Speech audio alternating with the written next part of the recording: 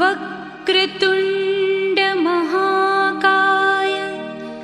सूर्यकोटि समप्रभा निर्विघ्नं कुरु मे देव सर्वकार्येषु सर्वदा।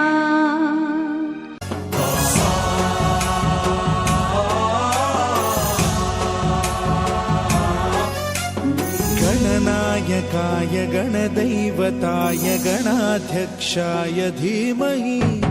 गुणशरीराय गुणमण्डिताय गुणेशानाय धीमहि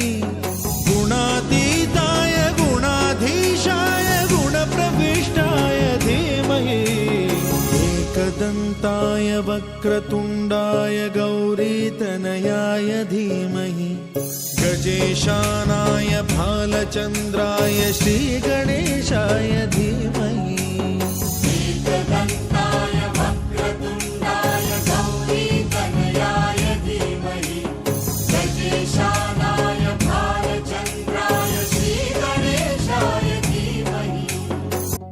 गौरीप्रणयाय गौरीप्रवणाय गौरभावाय धीमहि